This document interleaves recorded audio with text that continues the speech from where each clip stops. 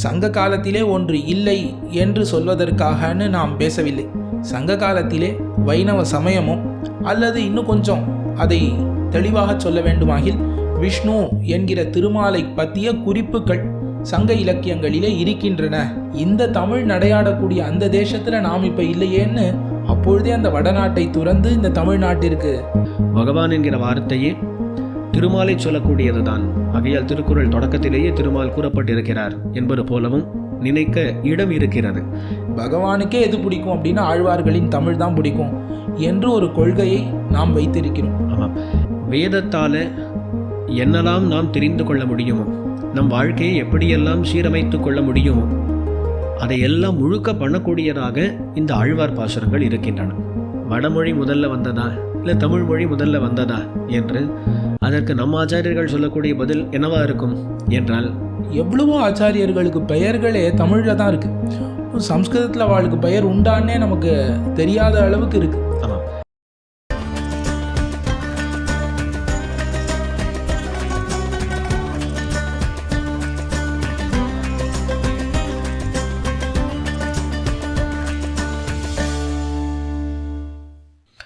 அடியேன் ராமானுஜதாசன். நேயர்களே வணக்கம். இன்று தமிழும் வைணவமும் என்கிற தலைப்பிலே சில பல விஷயங்களை பேசுவதற்காக கூடியிருக்கிறோம். நம்மோடு எப்போதும் போல இணைந்திருக்கிறார் ஸ்ரீ உவே வகுளாபரணன் சுவாமி. இந்த தலைப்பிலே பேச வேண்டும் என்கிற அவா பல நாளாக இருக்கிறது. ஏதோ சில காரணங்களாலே தள்ளிப்போய் இதோ இன்று உங்களிடம் வந்து சேர்ந்திருக்கிறது. வைணவத்துக்கும் தமிழுக்குமான தொடர்பு இன்றியமையாதது. அந்த தொடர்பை பற்றி இன்னும் விரிவாக தெரிந்து கொள்வோம் வாருங்கள். சுவாமி, அடியேன் ராமானுஜதாசன். அடியேன் ராமானுஜதாசன். சுவாமி, தமிழும் வைணவமும் நாம் ஏறக்குறைய 1-2 ஆண்டுகளாக இதை பற்றி பண்ண வேண்டும் என்று பேசிக்கொண்டே இருக்கிறோம். சரி, இப்பொழுது அதுக்கான சமயம் கிடைத்துள்ளது, நமக்கும் கிடைத்துள்ளது, சூழலும் அப்படி அமைந்திருக்கிறது. ஆமாம். ஆகையால் தமிழுக்கும் வைணவத்துக்குமான தொடர்பு எக்காலத்திலிருந்து இருக்கிறது, இக்காலம் வரையிலும் தொடர்கிறதா, இது போன்ற விஷயங்களை பார்க்கலாம். தேவரீருடைய கருத்துக்களோடு தொடங்க வேண்டியது. தமிழ் இலக்கியங்களை எடுத்துக்கொண்டு அதிலே இந்த வைணவ சமயம் எவ்வாறாக காட்டப்படுகிறது என்பதனை பற்றிய ஒரு விசாரம்தான் இந்த நிகழ்ச்சியிலே அமைந்திருக்கும். இந்த தமிழ் இலக்கியங்கள் என்று பார்த்தோமாகில் இந்த தமிழ் இலக்கியங்களை பற்பல காலங்களிலே பிரிக்கிறார்கள். சங்க காலம், அதற்கப்புறம் பிற்காலம் என்று இப்போ இருக்கக்கூடிய நவீன காலம் வரை பற்பல காலங்களிலே பிரிக்கப்படுகிறது இந்த தமிழ் இலக்கியங்கள். இப்படி பிரிக்கப்படும் பொழுது இந்த கால விஷயத்தை வைத்து பார்த்தோமாகில் அதில் முரண்பாடுகள், முரண்பட்ட கருத்துக்கள், இப்பொழுது இருக்கக்கூடிய அந்த வரலாற்று அறிஞர்களுக்கும் சம்பிரதாயத்தில் இருக்கக்கூடிய ஆச்சாரியர்களுக்கும் உண்டான கருத்துக்களிலே முரண்பாடு பற்பல இடங்களிலே காணப்படுகிறது. இந்த சம்பிரதாயத்தில் இருக்கக்கூடிய ஆச்சாரியர்களை வைத்து பார்த்தோமாகில் ரொம்ப பழசு. இந்த தமிழ் இலக்கியங்கள், தமிழ் இலக்கணங்கள், தமிழ் மொழி எல்லாமே ஒரு 5000 வருடங்களுக்கு முந்தியதாகத்தான் காணப்படுகிறது. ஆனால் இப்பொழுது இருக்கக்கூடிய ஆய்வாளர்கள் அவ்வளவு இந்த இலக்கியங்களை கொண்டு செல்லவில்லை. ஒரு 2500 வருடங்களிலே கொண்டு நிறுத்துகிறார்கள். ஆகையாலே இந்த காலத்தை குறித்த விசாரத்தை நாம் இப்பொழுது எடுக்க வேண்டாம். ஆனாலும் தமிழ் இலக்கியங்களிலே பொதுவாக ஒரு வரையறை உண்டு அல்லவா? சங்க இலக்கியம், அதற்கு பின்பாக வந்த 50 காப்பியங்கள், அதற்கு பின்னாடி வந்த அந்த பக்தி இலக்கியங்கள் ஆகிற ஆழ்வார்களின் திவ்ய பிரபந்தங்கள், அதற்கு பின்பாக அதற்கு வியாக்கியானமாக அமைந்த ஆச்சாரியர்களின் சூக்திகள், அதற்கு பிறகு பிற்கால கவிஞர்களாலே வைணவத்திற்கு வந்த தமிழ் பாசுரங்கள் என்று இவ்வாறாக தமிழுக்கும் வைணவத்துக்கும் உண்டான தொடர்பை நாம் இதிலே பகுத்து அறியலாம். அப்போது நாம் தொடங்குவது சங்க கால இலக்கியங்களிலிருந்தே தொடங்கலாம். இப்போ நமக்கு சங்க காலம் என்று 3ஆக பிரிக்கப்பட்டு தலைச்சங்கம், இடைச்சங்கம், கடைச்சங்கம் என்று இருந்தாலும் எல்லா சங்கங்களிலும் ஏற்பட்ட நூல்கள் நமக்கு கிடைக்கவில்லை. அகத்திய முதலான நூல்கள் நமக்கு கிடைக்கவில்லை. நமக்கு கிடைத்திருக்கக்கூடிய மிக பழமையான நூல் என்பது தொல்காப்பியம் என்பது பெரும்பாலானவர்களுடைய கருத்தாக இருக்கிறது. அப்போ அந்த தொல்காப்பியம் தொடங்கியே வைணவத்தினுடைய குறிப்புகள் இருக்கிறதா? கண்டிப்பாக இருக்கிறது. எந்த ஒரு புஸ்தகத்தையோ இல்லை ஏதோ ஒரு விஷயத்திலேயோ ஒன்று இருக்கு என்று சொல்வதற்கும் ஒன்று இல்லை என்று சொல்வதற்கும் வித்தியாசம் இருக்கிறது. ஆமாம். ஏதாவது ஒரு புஸ்தகத்திலே நான் 2வது பக்கத்தை திருப்புகிறேன், அந்த பக்கத்திலே ஏதோ ஒன்று இருந்ததுன்னா அந்த புஸ்தகத்தில் அது இருக்குன்னு சொல்லிட முடியும். ஆனால் அந்த புத்தகத்திலே அது இல்லைன்னு நான் சொல்வதற்கு அந்த புத்தகத்தை முழுக்க நான் படிக்க வேண்டிய எனக்கு தேவை இருக்கிறது.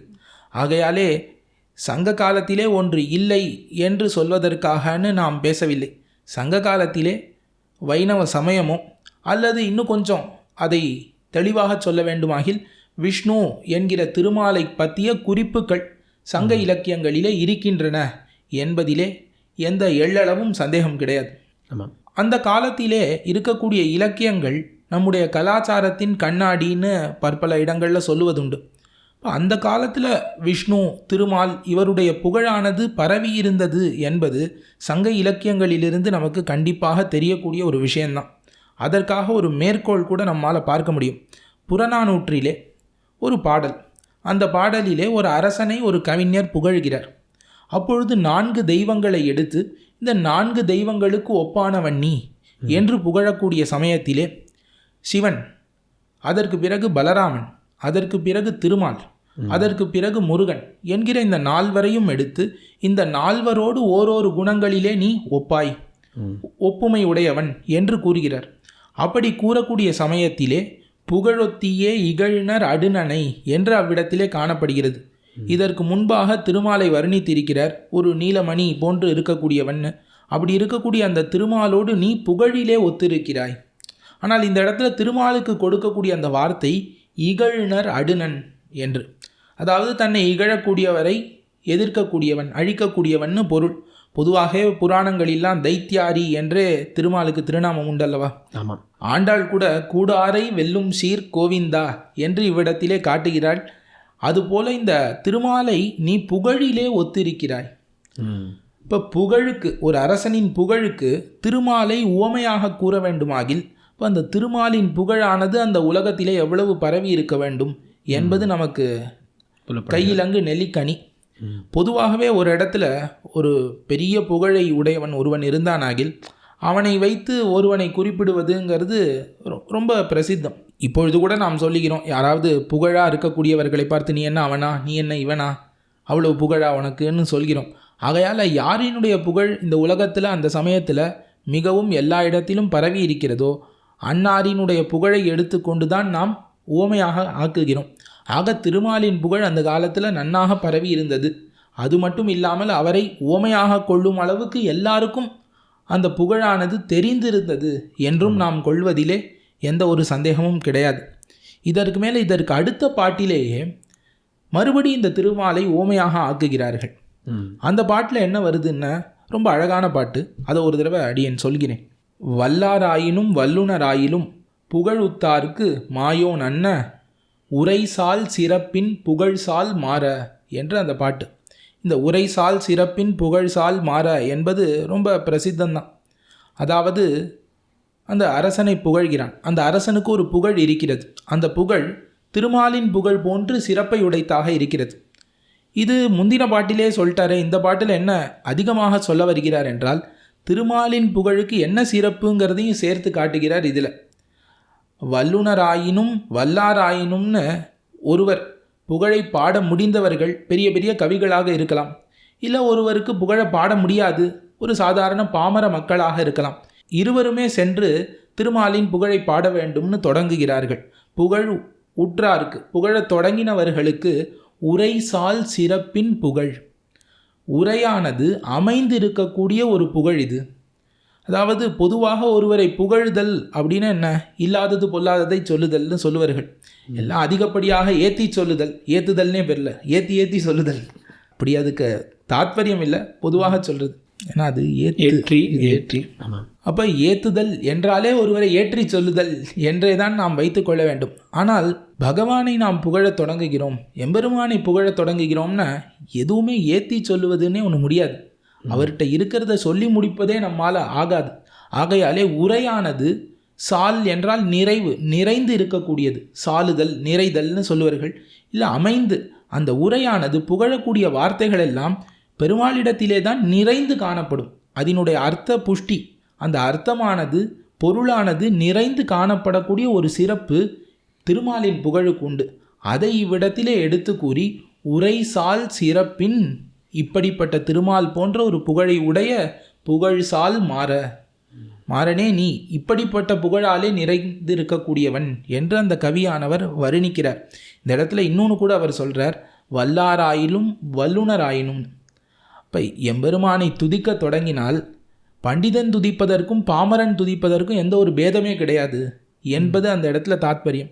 அது எப்படி என்றால் அந்த உரையிலே காட்டுகிறார்கள், பகவானை துதிக்கும் பொழுது பண்டிதனாலேயும் முழுக்க துதித்து முடித்து விட முடியாது, பாமரனாலேயும் முழுக்க துதித்து விட முடியாது. ஆகையாலே 2 பேருக்கும் மீதி இருக்குங்கிறத வைத்துக்கொண்டு இவ்வாறாக அந்த புகழை ஒப்பிடுகிறார்.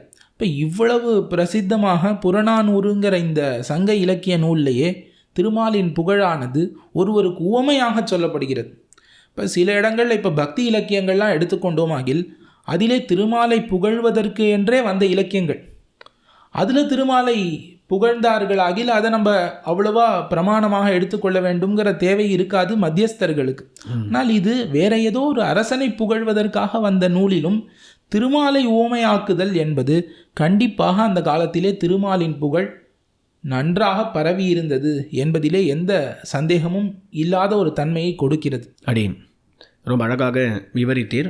அந்த காலத்திலேயே ஒரு அரசனை புகழும் பொழுது உன்னுடைய புகழ் திருமாலினுடைய புகழோடு ஒத்ததாக இருக்கிறது என்று சொன்னால் திருமாலினுடைய புகழ் அப்பொழுதே நன்கு பரவி இருந்திருக்க வேண்டும் என்பதிலே நமக்கு ஐயமில்லை.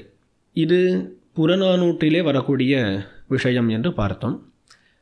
அதல்லாமல் தொல்காப்பியத்திலும் கூட விஷ்ணுவை பற்றி திருமாலை பற்றின குறிப்பு இருக்கிறது என்பது மிகவும் பிரசித்தமான ஒன்று. மாயோன் மேய காடுரை உலகம்னு எடுத்த உடனே இந்த திணையை வர்ணிக்கும் பொழுதே மாயோன் என்று தான் தொடங்குகிறார். அந்த மாயோன் என்பது திருமால் தான் என்பதிலே இன்று வரை யாருக்கும் ஐயம் இல்லை. இப்பொழுது வர தொடங்கி இருக்கிறது போலும். அதன் பிறகு வந்த நூல்கள் எல்லாவற்றிலுமே மாயோன் என்பது திருமால் தான் என்பதனை பலரும் காட்டியுள்ளார்கள். திருமாலுக்கான அடையாளங்களை எல்லாம் நன்கு உரைத்து அந்த மாயோனை வருணித்திருப்பதினாலே நமக்கு ஐயம் எழுவதற்கு வழி இல்லை. ஆழ்வார் பாசுரங்களிலும் பல இடங்களில் கண்ணனை குறிப்பிடும் பொழுது மாயனை என்றெல்லாம் குறிப்பிடுவதை நாம் காணலாம். ஆகையால் அங்கே சொல்லப்பட்ட மாயோன் கண்ணன் திருமால் என்று கொள்ளலாம். ஆகையால் தொல்காப்பியம் தொடங்கி விஷ்ணுவை பற்றி திருமாலை பற்றின குறிப்புகள் நமக்கு கிடைக்கின்றன. ஆகையால் தமிழ் இலக்கியம் என்று நாம் பார்த்தாலே விஷ்ணுவோடு தொடர்பு கொண்டதுதான் என்று கொள்ளலாம் அல்லவா? கண்டிப்பாக. இப்போ விஷ்ணு இல்லாத ஒரு இலக்கியம் அப்படின்னு நம்மால் காட்ட முடியும். அதாவது இந்த இலக்கியத்தில் விஷ்ணுவை பற்றி கூறலை, இந்த இலக்கியத்தில் கூறலைன்னு சொல்லலாமே தவிர அக்காலத்திலே இருந்த வேறொரு இலக்கியத்திலே விஷ்ணு வருகிறார் என்பது ஒரு திண்ணம். ஆகையாலே என்னுடைய ஒரு அபிப்பிராயம் என்னென்னா, இந்த காலத்தில் எப்படி நாத்திகர்கள் ஆத்திகர்கள் எல்லாருமே இருக்கிறார்களோ பரவி, அக்காலத்திலேயும் தமிழ் புலவர்களுக்குள்ளே நாத்திகர்கள் ஆத்திகர்கள் சைவத்தை சேர்ந்தவர்கள் வைஷ்ணவத்தை சேர்ந்தவர்கள் இந்த மாதிரி பற்பல மதங்களை தங்களுக்கு பிடித்ததாக கொண்டவர்கள் இருக்கலாம். ஆகையாலே பற்பல கடவுளர்கள் மீது பாசுரங்கள் எழுந்துள்ளன. இன்னும் பற்பல இலக்கியங்கள் நமக்கு கிடைக்கவே இல்லை. அது கிடைத்தால்தான் 100% இந்த மதம் அந்த காலத்திலே ஓங்கி இருந்ததுன்னு சொல்ல முடியுமே தவிர, கிடைக்காததை வைத்துக்கொண்டு அங்கே இது இருந்தது அது இருந்ததுன்னு நம்மால் ஒரு கற்பனையிலே பேசுதல்ங்கிறது இயலாது. ஆகையாலே இவ்வளவு கண்டிப்பாக சொல்லலாம்னா அந்த காலத்திலும் விஷ்ணுவை பற்றின குறிப்புகள் இருக்கிறது என்பது, ஒரு கடவுளாக விஷ்ணு பார்க்கப்பட்டார் என்பது சாதாரணமாக இல்லை. ஒரு கடவுளாக, ரொம்ப ஒரு ஆச்சரியமான சக்திகளை உடையவனாக, பெரிய பெரிய அவதாரங்களை செய்தவனாக, பரம்பொருளாக, வேத முதல்வனாக விஷ்ணு பார்க்கப்பட்டார் என்பதிலே பற்பல பிரமாணங்கள் பற்பல இலக்கியங்களிலிருந்து சான்றுகள் நம்மாலே கொடுக்க முடியும். ஆமாம், அதாவது நாம் இலக்கியம்னு சொல்லும் பொழுது ஒவ்வொரு இலக்கியத்தையும் எடுத்துக்கொண்டு இதில் திருமால் இருக்காரா அப்படின்றது நம்முடைய தாற்பயம் கிடையாது.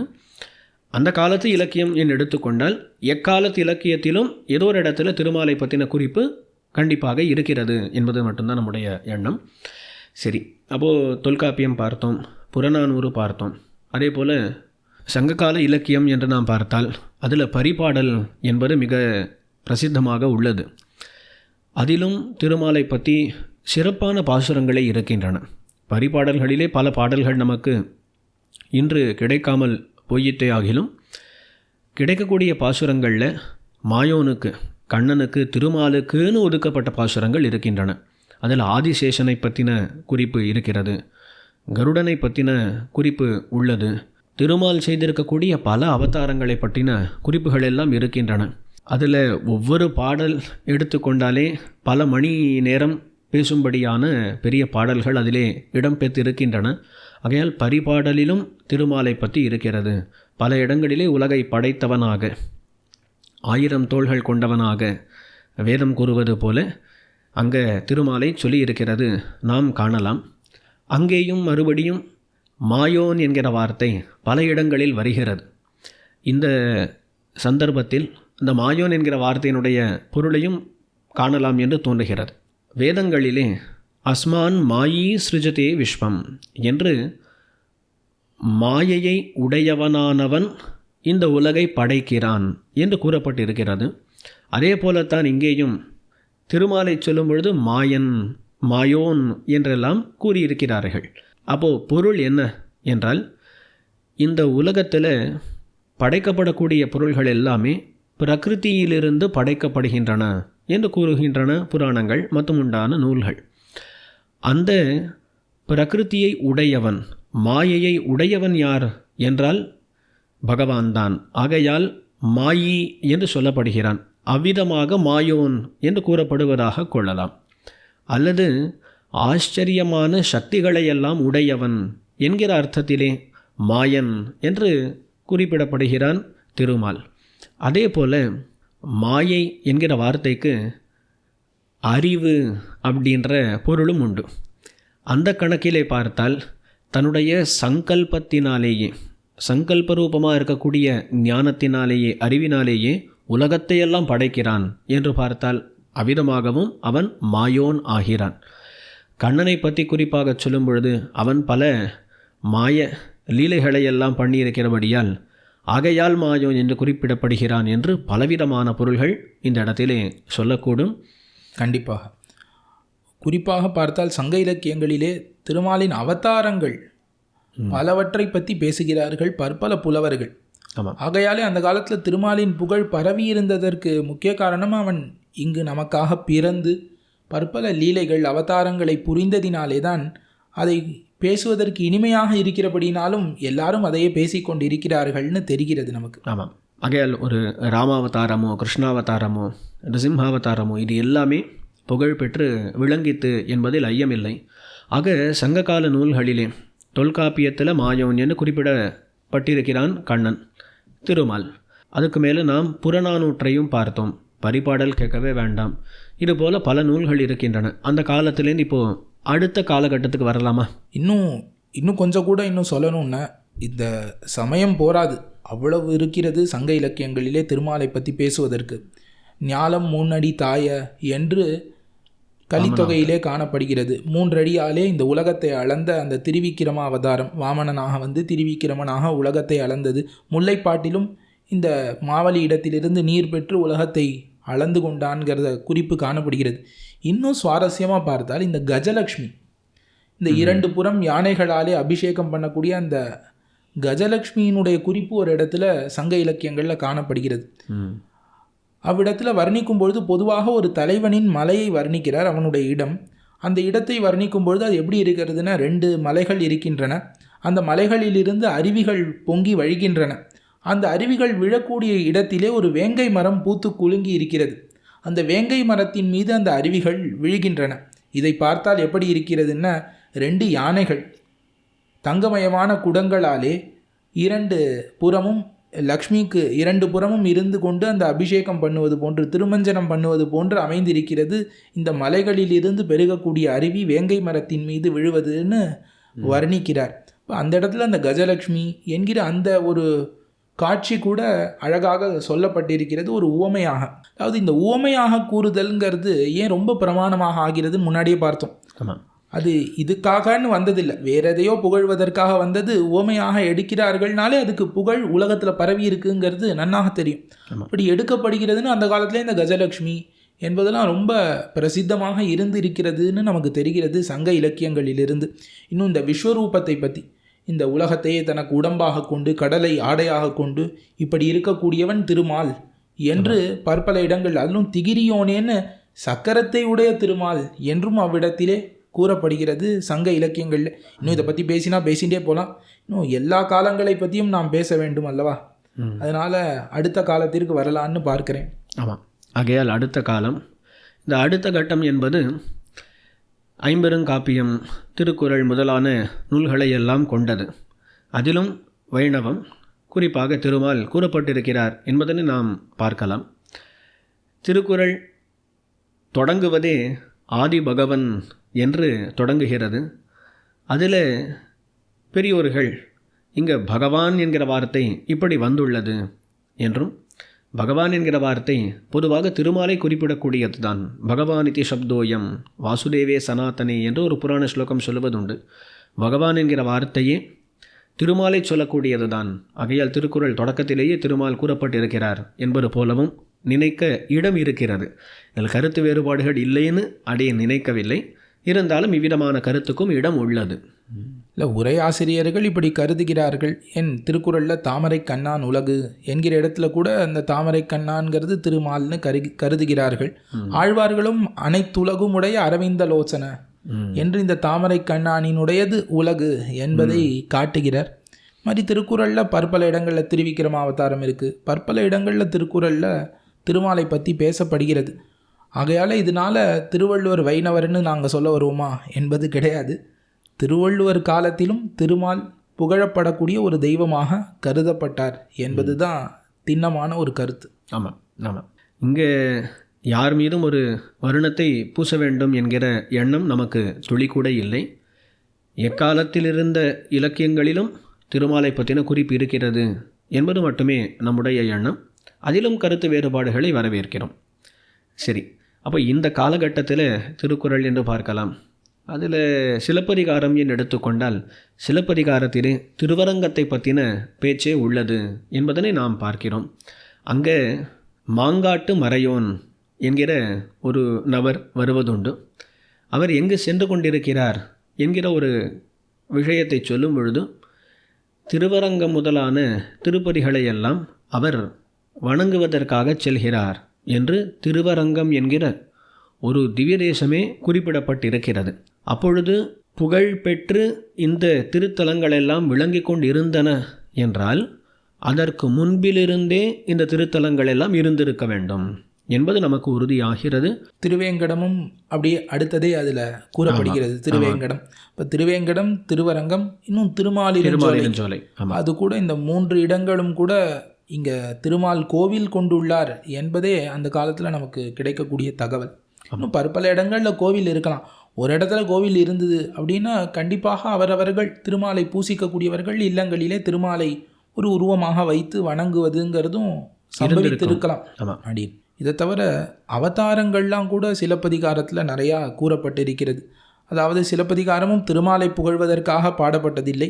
அந்த காலத்திலே உலகத்தை வர்ணிக்கும் பொழுது, அந்த காலத்திலே மக்களின் எண்ணங்களை வர்ணிக்கும் பொழுது பற்பல சமயங்களிலே அவதாரங்கள் எல்லாம் அவ்விடத்தில் இடம் பெறுகின்றன. அதை ரொம்ப இன்னும் விரிவாக பார்க்க வேண்டாம். அவரவர்கள் இந்த காலத்தில் அந்த வலைத்தளங்களிலே தேடிக்கொண்டாலே நிறையா கிடைக்கும். அதனால் சிலப்பதிகாரத்தில் இருந்ததுங்கிறதை இங்கே நாம் பதிவு பண்ணுகிறோம். அது தவிர அந்த நப்பின்னை அப்படிங்கிற அந்த வார்த்தை பிங்கை என்று சிலப்பதிகாரத்திலே கண்ணபிரானின் ஒரு தேவியாக, எப்படி இன்றைக்கி வடதேசத்திலே ராதை என்கிற அந்த தேவியானவள் கண்ணனுக்கு மிகவும் பிரியமானவளாக, கண்ணனை விட்டு பிரியாதவளாக ஒரு தெய்வமாக கொள்ளப்படுகிறாளோ, அந்த மாதிரி தமிழ்நாட்டில் முன்பிலிருந்தே சிலப்பதிகாரம் காலத்திலிருந்தே இந்த நப்பின்னை என்கிற இந்த தேவிதான் கண்ணபிரானுக்கு தேவியாக கூறப்படுகிறாள். இவள் ஆயர் குலத்திலே பிறந்தவள் என்பதும் நமக்கு தமிழ் பாட்டுக்களிலிருந்து நன்னா தெரிகிறது. இந்த நப்பினையை பற்றி தெரிந்து கொள்ள வேண்டும்னா ஒருவன் வைணவனாக இருக்க வேண்டும். இல்லாதவர்களுக்கு இதை பற்றி பெருசாக தெரிவதற்கு வாய்ப்பே இல்லைன்னா ஆழ்வார்கள் அவர்களுடைய கணக்கிலே கண்ணன்னா நப்பின்னை தான். நப்பின்னை இல்லாத கண்ணன் கிடையாது. திருப்பாவை முதலான பற்பல இடங்களிலும் காணப்படுகிறது நப்பின்னை என்கிற இந்த வார்த்தை. இந்த நப்பின்னைன்னா என்ன பொருள் என்பதும் பெரிய விசாரம் இருக்கிறது. நீளை என்கிற ஒரு தேவி, நீளா என்கிற பேரோடு அந்த ஆயர் குலத்திலே ஒரு பெண் பிறந்ததாகவும் அப்பெண்ணை அடைவதற்காக 7 ஏறுகளை அடர்த்ததாகவும் பெரிய சரித்திரங்கள்லாம் புராணங்களிலும் இருக்கிறது. அதே தான் இவ்விடத்திலும் கூறப்பட்டிருக்கிறது. நீலா துங்கஸ்தனகிரி தட்டின்னு பட்டரும் நீளை என்கிற அந்த நீலாங்கிற வார்த்தையினாலே இந்த நப்பின்னையை காட்டுகிறார். அப்பேற்பட்ட அந்த நப்பின்னை பற்பல இடங்கள்லையும் திவ்ய பிரபந்தத்தில் இருந்தாலும் சிலப்பதிகாரம், சீவக சிந்தாமணி முதலான காப்பியங்களிலும் இந்த நப்பின்னையினுடைய ஒரு குறிப்பு காணப்படுகிறது. இப்படி வைணவத்துக்கும் அதுக்கும் ஒரு தொடர்பு இருந்துகிட்டே இருக்குது. இப்போ நப்பின்னை வந்தால் நப்பின்னை எப்படி வருவா? கண்ணனின் மனைவியாக வருகிறாள். கண்ணபிரானும் அவ்விடத்தில் வருகிறான். இந்த மாதிரி ஐம்பெருங்காப்பியங்களில் இருக்கக்கூடிய சீவக சிந்தாமணி மற்றும் சிலப்பதிகாரம் எல்லாத்துலேயும் இந்த மாதிரி குறிப்புகள் இருக்கின்றன. அதில் எந்த ஒரு சந்தேகமும் கிடையாது. அப்போது இந்த காலகட்டத்தில் இந்த அளவுக்கு போதும்னு நினைக்கிறேன். இதுக்கு மேலே அடுத்த காலகட்டம் என்பது ஆழ்வார்களுடைய அவதாரம். இது நாம் பொதுவான இன்றைய கருத்தை அடிப்படையாக கொண்டு சொல்கிறோம். நம்மை பொறுத்தவரையிலும் 5000 ஆண்டுகள் திரேதாயுகத்திலும் நம்முடைய ஆழ்வார்கள் அவதரித்தார்கள். இருப்பினும் இக்காலத்து ஒரு கொள்கையை பின்பற்றி நாம் இதுக்கு மேலே ஆழ்வார்களுடைய அவதாரம் என்று கொண்டு பார்ப்போம். ஆழ்வார்கள் திருமாலை பாடினார்கள் என்பதில் யாருக்குமே ஐயமில்லை. முழுக்க முழுக்க திருமாலை பற்றின பாசுரங்கள் தான். அவ்விதமாக இருக்கக்கூடிய ஆழ்வார்களுடைய சொற்களிலே திருமாலினுடைய பலவிதமான புகழ் நன்கு பரவி இருக்கிறது. வைணவத்தை வளர்த்ததிலே ஆழ்வார்களுடைய பங்களிப்பு மிகவும் போற்றத்தக்கது இல்லையா? கண்டிப்பாக. ஆழ்வார்கள் இல்லை ஆகில் வைணவம் இல்லைன்னு தான் சொல்ல வேண்டும். ஆமாம். நீக்கு இப்படி நல்ல வேரூன்றி ஒரு ஆலமரம் போன்று வளர்ந்து இருக்கிறதுன்னு அது அந்த ஆழ்வார்களினாலே தான். இன்னும் இந்த ஆழ்வார்களின் ஈரத்தமிழ் சொற்கள் தான் எங்கு வைணவ சம்பிரதாயம் இருந்தாலும் அங்கு எல்லா இடத்திலும் கூறப்படுகிறதுன்னு நாம் பார்க்கலாம். நீ கூட நாம் எங்கேயோ நேபாள தேசத்திற்கு எங்கேயோ வடக்கு கோடியில் இருக்கக்கூடிய அந்த தேசத்திற்கு சென்றால் கூட அங்கு கூட திருமாலை பூஜிக்கக்கூடிய அந்த ஸ்ரீ வைஷ்ணவர்கள், ராமானுஜ சம்பிரதாயத்தை சேர்ந்தவர்கள் பெரும்பாலும் திருப்பாவையை சொல்லித்தான் பூசிக்கிறார்களே தவிர அவர்களுக்கு தெரிந்த ஒரு இந்தி பாஷையிலேயோ வேற ஒரு பாஷையிலேயோ இருக்கக்கூடிய பாசுரங்களை கூறினாலும் இதனுடைய கௌரவம் அதற்கு கொடுக்கப்படுவதில்லை. இல்லை, அப்படி ஒரு முக்கியத்துவம் ஆழ்வார்கள் பாசுரங்களுக்கு அமைந்திருக்கிறது.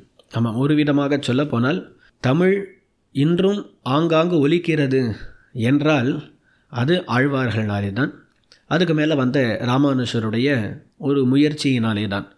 இன்றுமே தமிழ்நாட்டை தாண்டி நீங்கள் மற்ற மாநிலங்களுக்கு சென்றால், ஒரு ஆந்திர மாநிலமாக இருக்கலாம், கர்நாடக மாநிலமாக இருக்கலாம், மகாராஷ்டிராவாக இருக்கலாம், ஆங்காங்கு இருக்கக்கூடிய வைணவர்கள் மார்கழி மாதத்திலே திருப்பாவையை கொண்டாடுவது போல் உண்மையில் நாமும் கொண்டாடவில்லை என்று தான் சொல்ல வேண்டும்.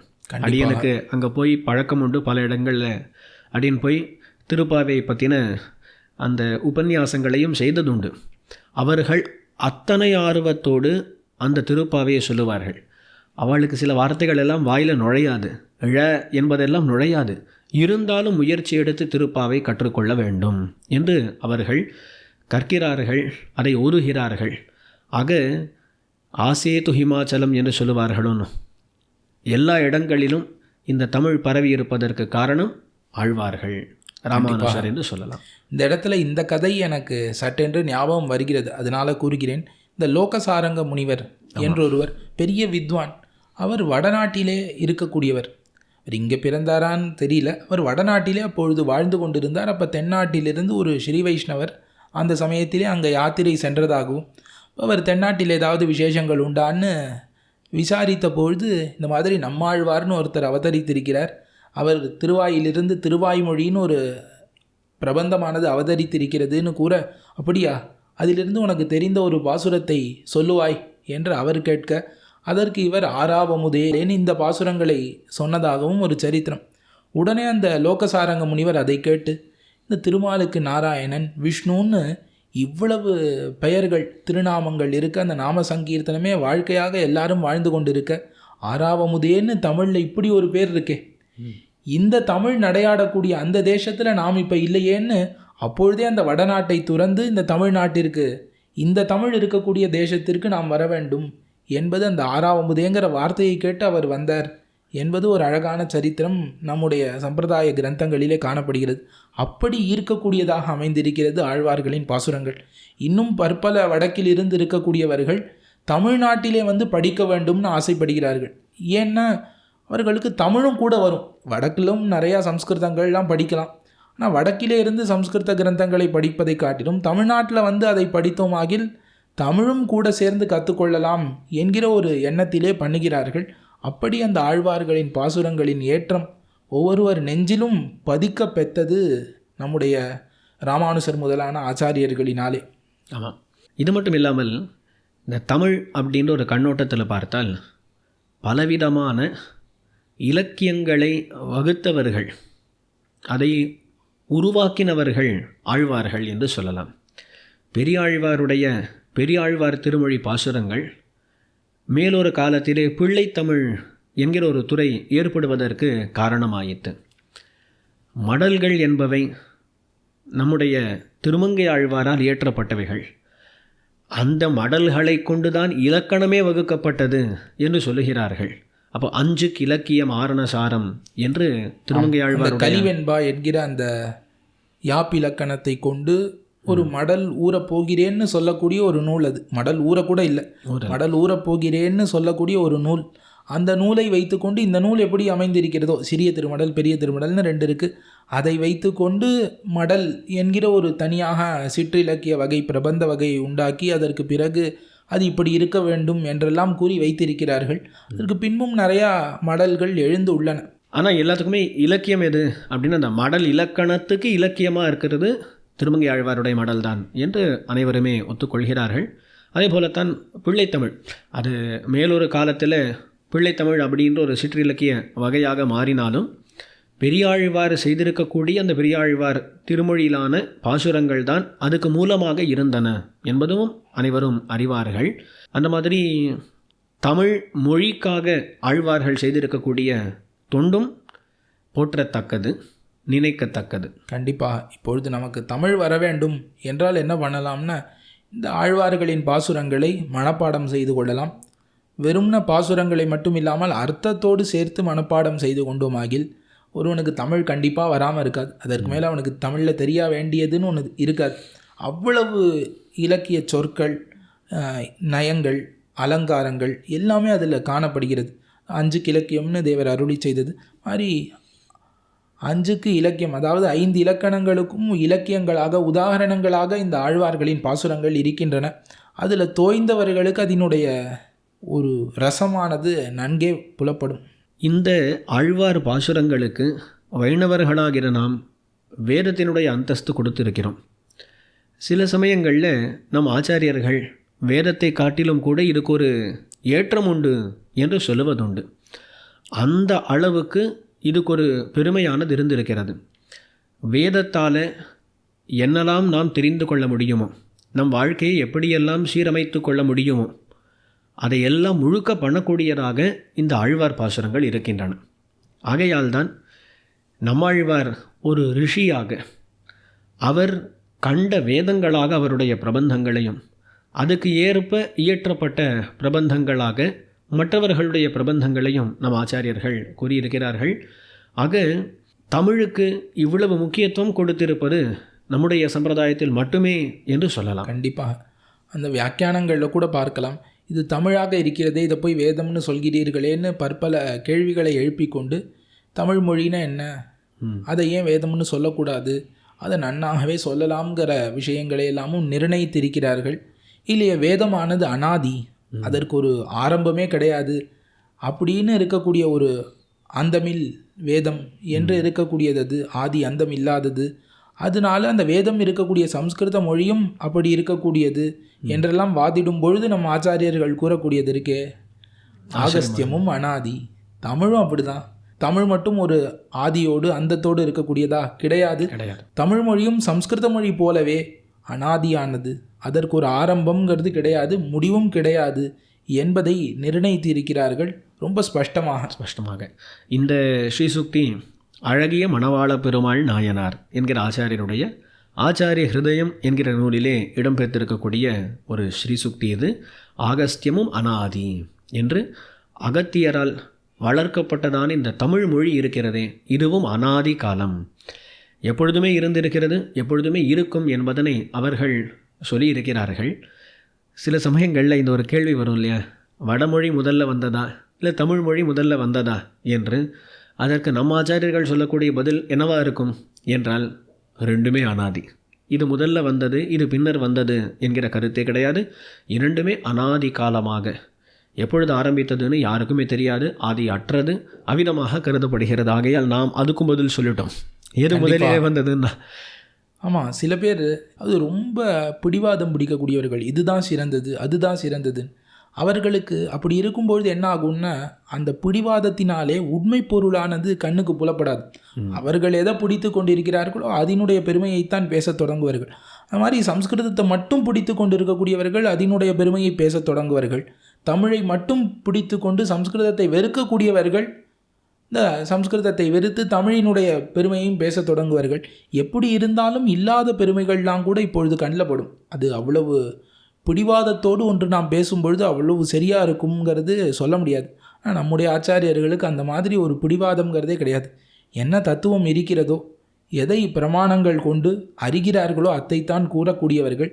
ஆகையால் அவர்கள் கண்ணுக்கு ரெண்டுமே சமானமாகத்தான் படுகிறதே தவிர ஒன்று குறைந்ததாகவோ ஒன்று உயர்ந்ததாகவோ படவில்லை. ஆனால் சில சமயங்களில் பார்த்தால் வடமொழி வேதத்தை காட்டிலும் தென்மொழி வேதமானது நமக்கு பொருளை எளிதில் புரிய வைக்கிறபடியால் இதுக்கு ஏற்றத்தையும் கூறியிருக்கிறார்கள். ஆமாம், சரி, இப்படி நாம் ஆழ்வார்களுடைய பாசுரங்களை பற்றி சிறிது பார்த்தோம். அதை பற்றி பேசிக்கொண்டே போகலாம். இன்று நாம் எடுத்துக்கொண்டிருக்கக்கூடிய விஷயம் எப்படிப்பட்டதென்றால் அதில் ஒவ்வொன்றை பற்றியும் மணிக்கணக்காக பேசலாம். கடலை கரை காண பார்க்கிறோம். ஆமாம், அதில் இன்று நாம் பண்ணுவது என்ன அப்படின்னு சொன்னால் 7 கடல்கள் என்றெல்லாம் சொல்லுவார்களோனோ, இந்த கடல் இப்படி, இந்த கடல் இப்படி, இந்த கடல் இப்படி என்று தொட்டு தொட்டு நாம் போகிறோம். அப்படி ஆழ்வார்கள் என்கிற ஒரு கடல், தமிழ் கடல், அதை தொட்டோம்.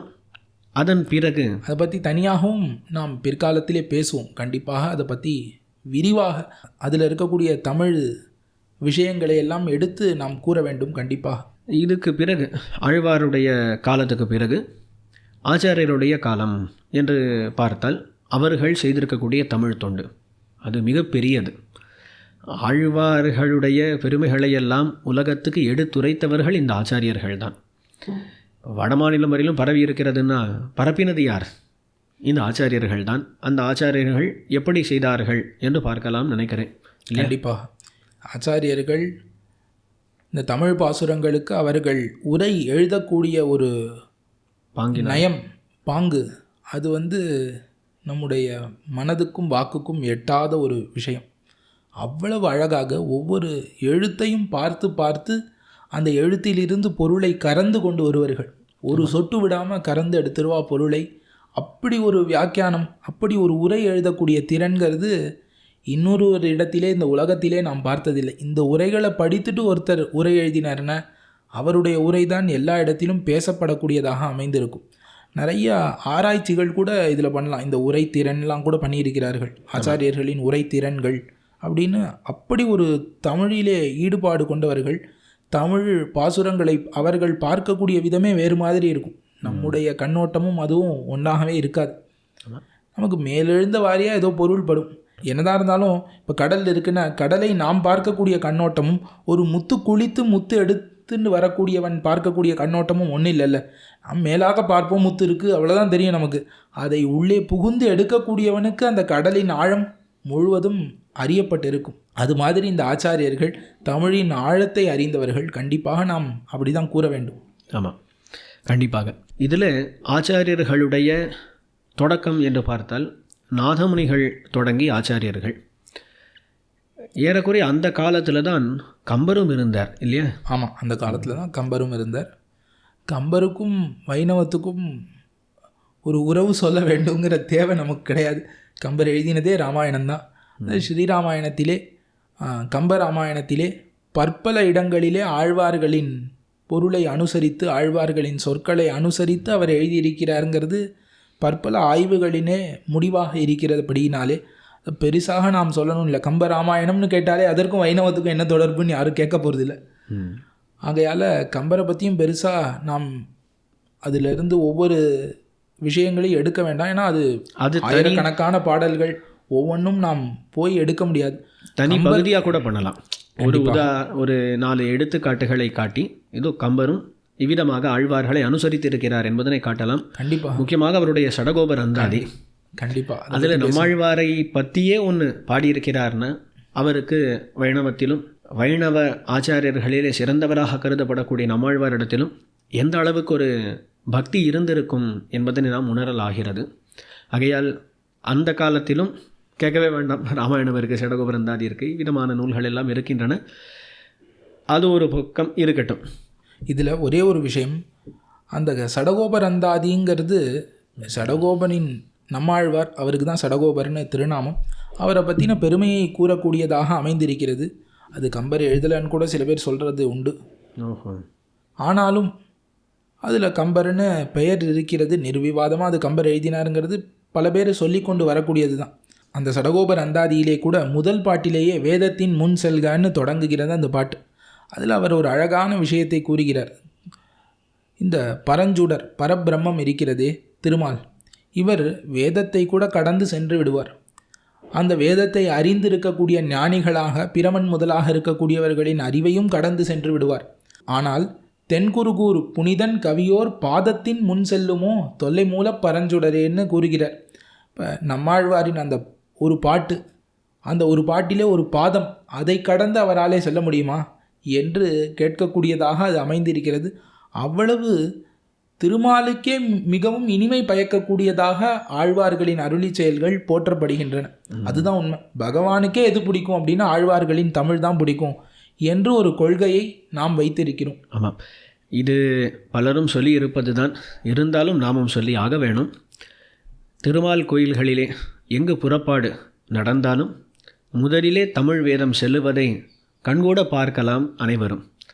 அதில் திருவரங்கத்தில் ஒரு விசேஷம் உண்டு, மற்ற இடங்களிலும் இருந்திருக்கலாம், நமக்கு தெரிந்தது திருவரங்கமாகையால் அதை பற்றி சொல்கிறோம். திருவரங்கத்தில் வடமொழி வேதம் ஒரு இடத்துல தொடங்கப்படும். அதை நம்பெருமாள் நின்றெல்லாம் கேட்க மாட்டார். அவர் சென்று கொண்டே இருந்தால் ஒரு இடத்துல தொடங்கி அவரை தொடர்ந்து செல்ல வேண்டியது தான் சம்ஸ்கிருத வேதம். ஆனால் தமிழ் வேதத்தை தொடங்கும் பொழுது இதுக்குன்னு நின்று கேட்கிறார். அதில் ஒரு விசேஷம் என்னவென்றால், பொதுவாக நம்பெருமாள் ஒரு இடத்துல எழுந்தருளி விட்டாலும் அதற்கு மேல் 4 அடி வாரும் என்று சொல்லி அவரை 4 அடி வரச் சொல்லி நிற்கச் சொல்லி அதன் பின்னர் தான் தமிழ் வேதத்தை தொடங்குகிறார்கள். அப்போது நம்மாழ்வார் கேட்டருளாய் அடியேன் செய்யும் விண்ணப்பமே என்று சொல்ல பெருமாளும் நின்று கேட்டருளுகிறார். அதை காட்டும் விதமாக இன்றும் உற்சவங்களிலே புறப்பாடுகளிலே நம்பெருமாள் வந்து நின்று அதை கேட்டு அதன் பின்னர் அதை தொடர்ந்து செல்கிறார் என்பதனை பார்க்கலாம். அந்த அளவுக்கு ஆழ்வார் பாசுரங்களுக்கு முக்கியத்துவம் திருமால் கோயில்களிலே கொடுக்கப்பட்டிருக்கிறது இல்லையா? கண்டிப்பாக. அதற்கு காரணம் நம்முடைய ஆச்சாரியர்கள் அந்த அருளி செயல்கள் மீது வைத்திருந்த 10, அதுதான் முக்கியமான காரணம். நாதமுனின்னு பார்த்தோம். நாதமுனிகள் தான் இந்த தமிழ் வேதத்தையே மீட்டு கொடுத்தவர் நமக்காக. தென்குருகூர் ஆழ்வார் திருநகரிக்கு சென்று அங்கு நம்மாழ்வாரிடத்திலே 12000 முறை கண்ணினுஞ்சிறுத்தாம்பை அனுசந்தித்து அதன் மூலமாக மறுபடி இந்த 4000 பாசுரங்களையும் நமக்காக மீட்டு கொடுத்தவர் என்பதே அவரை பற்றின பெரும்பாலான பிரசித்தியான சரித்திரம். ஆனால் இதை காட்டிலும் அவர் என்ன பண்ணியிருக்கிறார்னா, இந்த 4000 பாசுரங்களையும் தமிழுக்கு சேர்ப்ப பிரித்து அதற்குண்டான பண் என்ன, அதற்குண்டான இசை என்ன என்பதை அறிந்து அதை இசை அறிஞர்களை கொண்டு இசையாக பரப்பினார், தேவகானத்திலே பரப்பினார் என்பது தான் ரொம்ப முக்கியமான விஷயம்.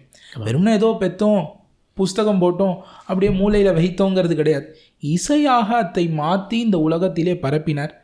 அரையர்கள் என்று நிறைய வந்தனர். அந்த அரையர்கள் இன்று வரைக்கும் திருவரங்கத்திலே இருக்கின்றார்கள். இசையாக இந்த தமிழ் பாசுரங்களை பாடுதல், அதுக்குன்னு உண்டான ஒரு பண்ணு இருக்கிறது. அந்த தமிழ் பண்ணிலே போட்டு அதை பாடக்கூடியவர்கள் நிறைய பேர் இருந்தார்கள். இந்த அரையர்களுக்கு திருமால் அகப்பட்டவன், வசப்பட்டவன் என்றே தான் சொல்ல வேண்டும்.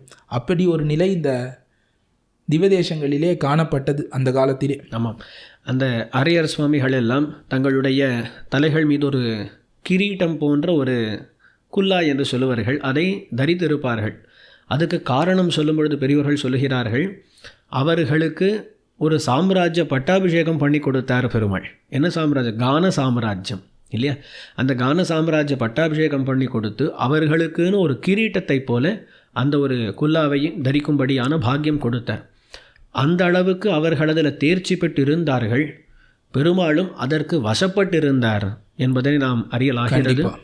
அங்கேயும் தமிழ் வேதம் திவ்ய பிரபந்தங்கள் பாடுவதனால தான் அவர்களுக்கு சிறப்பு, இல்லையா? கண்டிப்பாக. இது நாதமுனிகள் செய்திருக்கக்கூடியதான முக்கியமான தொண்டு. அதை இயலும் இசையுமாக்கி திவ்ய பிரபந்தங்களை அதில் இருக்கக்கூடிய பாசுரங்களை எல்லாம் தம்முடைய மருமக்களுக்கு மத்துமுண்டானவர்களுக்கு கற்பித்து அவற்றை பரவச் செய்ததிலே முக்கியமான பங்கு நாதமுனிகளுக்கு உண்டு. அதன் பிறகு நாதமுனிகளுடைய சீடர்கள் உய்ய கொண்டார். அவருடைய சீடர் மணக்கால் நம்பி, அவருடைய சீடர் ஆளவந்தார், அவருடைய சீடர் ராமானுசர்னு சொல்லலாம். பெரிய நம்பிகள் அவருடைய சீடர் ராமானுசர் என்று நாதமுனிகளுக்கு பிறகு பெரிய அளவிலே தொண்டு ஆற்றினவர்கள் என்றால் ஒன்று ஆளவந்தார்னு சொல்லலாம். அதன் பிறகு ராமானுசர் என்று நாம் பார்க்க வேண்டும்.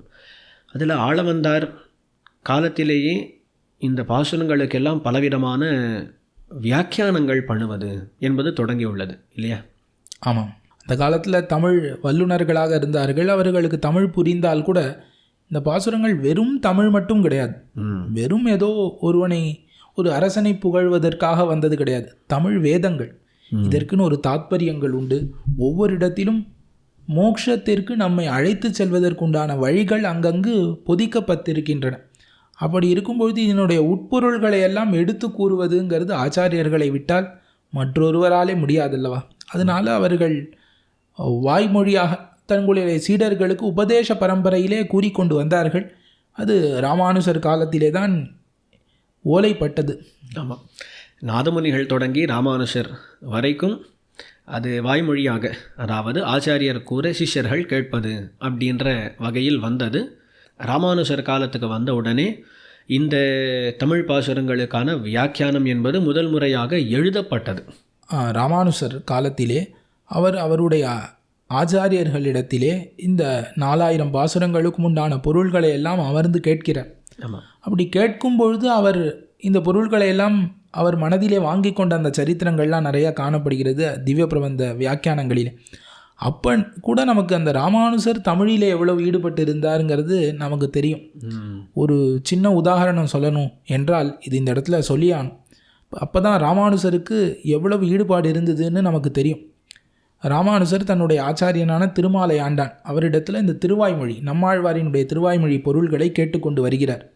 அந்த காலத்தில் ஒரு பாட்டு வந்தது. இப்போ நம்மாழ்வாரானவர் பெண் பாவனையிலே தூதுவிடக்கூடிய பாசுரம். அந்த தூதுவிடக்கூடிய பாசுரத்திலே ஒரு பாசுரம் இவ்வாறாக வருகிறது. ஏறு சேவகனார்க்கு என்னையும் உழல் என்மின்களே என்று இந்த பாட்டு. இதில் அந்த ராமானுசரினுடைய ஆச்சாரியர் இதற்கு பொருள் கூறுகிறார். கூறும்பொழுது இந்த நாயகியானவள் ஒரு பறவையை தூது விடுகிறாள் திருமாலிடத்திலே. இப்போ என்ன சொல்கிறாளாம், நானும் ஒருவள் உயிருடன் இருக்கிறேன்கிறத அந்த திருமாலிடம் அறிவியுங்கோள். அதாவது நாயகன் பிரிந்து சென்று விட்டான்.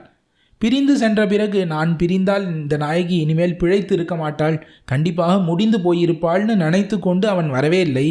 ஆனால் நான் இன்னும் உயிருடன் இருக்கிறேன் என்பதை நீங்கள் அந்த திருமாலிடம் சென்று அறிவியுங்கோள் என்பதாக அந்த பாட்டுக்கு ஒரு பொருளை கூறினார்.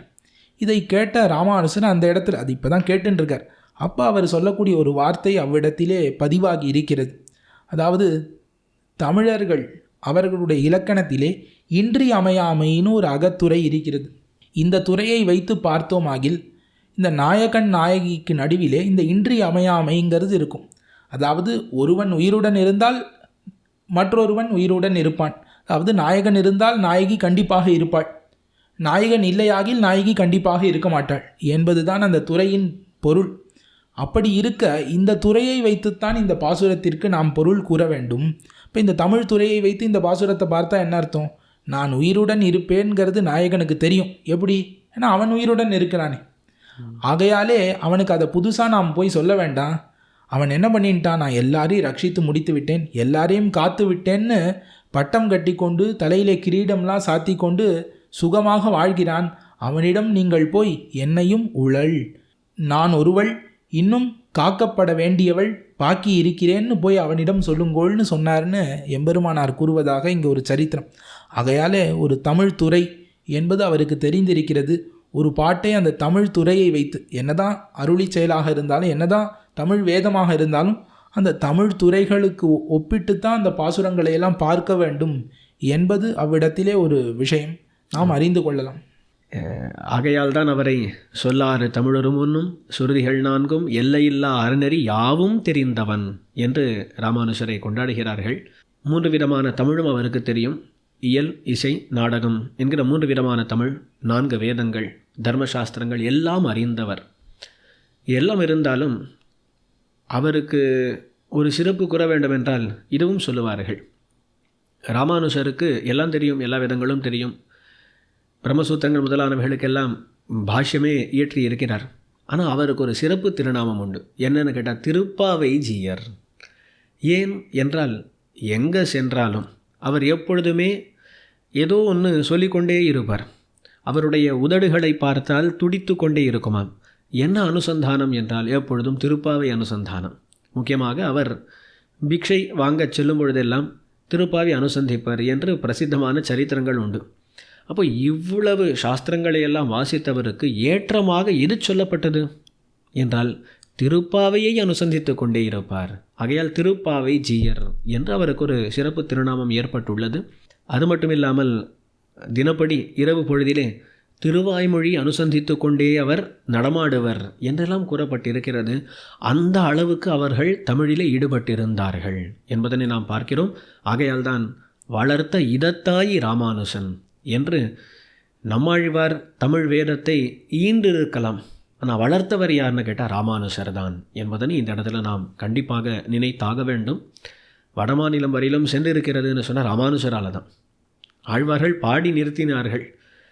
ராமானுஜர் தான் இந்த பாசுரங்கள் ஒவ்வொரு இடத்திலும் ஒலிக்க வேண்டும் என்று அதுக்கான ஏற்பாடுகள் எல்லாம் செய்து எல்லா கோயில்களிலும் உற்சவங்கள் எவ்விதமாக நடைபெற வேண்டும், எங்கெங்கே எப்பொழுது நடக்க வேண்டும் என்பதனையெல்லாம் சீரமைத்தார்.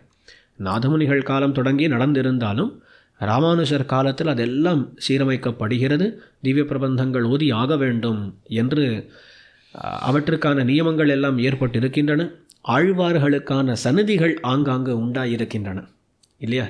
அது ராமானுஜருடைய காலத்தில் நடந்த ஒரு பெரிய கைங்கரியம். ஆகையால் தமிழை வளர்த்ததிலே ராமானுஜருக்கு அபாரமான ஒரு பங்கு உண்டு.